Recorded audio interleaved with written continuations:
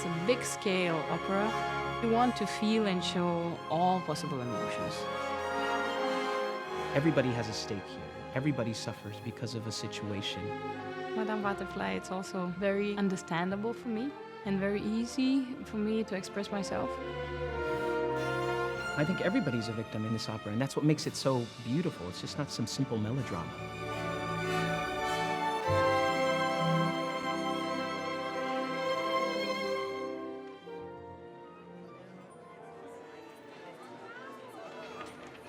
Good morning, everyone. So we'll start from the very beginning, please.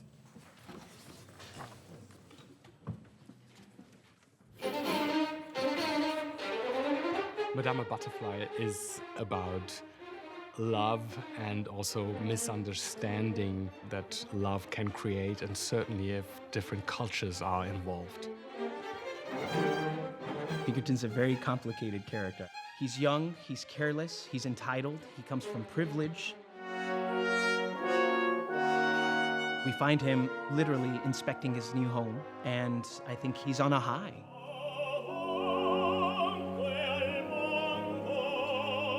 So he's a rather nasty type of guy who lands in this foreign culture, Japan, without really knowing all the cultural clues in this society, and rather recklessly decides to just marry and just enjoy the fun and the excitement of this love affair. Madame Butterfly is searching for, for love, definitely for a better life also. She wants to meet her prince, the most beautiful man in the planet, the one who will be protecting her and will bring her maybe to a better country.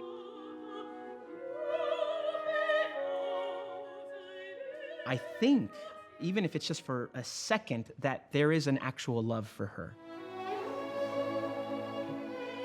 Cho-Cho-san's feelings towards Pinkerton reach a much deeper level of affection and emotion. Through naive notions, she has given up her own religion and subscribed to Pinkerton's American religion and just giving it everything she has. The biggest strength I think she has is this ability to believe and ability to keep the hope till the last moment.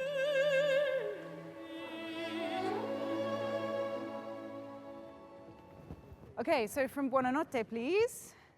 Yes. In the rehearsal room, we are really experimenting with all the details that we have. So we are trying to shape colors. We're defining what the tempo should be. We're trying, of course, to find those different moods, atmospheres, characters in the music together. Puccini is such a master of manipulation. He leaves no room for anything outside of what he wants you to feel. It's a style thing, the flower scattering, that's always scattering like this, never like that. Okay. Yeah. I adore Puccini. I always loved it. I have kind of a nickname of being a Miss Emotion, and I think Puccini's music is extremely emotional.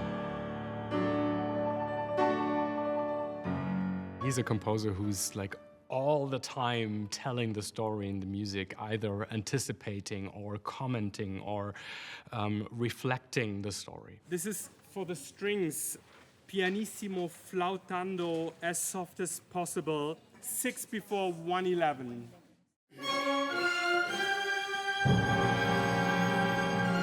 The orchestra enables us as a spectator or a listener to really dive really deep into the emotional content of the whole story. It's genius what Puccini ends up pulling off with this music, how he colors the human voice with the orchestra. It's my favorite Puccini opera. What the music does, it's very much glued into the whole storytelling. There's a reason you remember all of these soaring melodies. They do something on such a deep level of emotion that it stays with us. It's why I love performing Puccini, but it's also why it's the most difficult music for me to perform.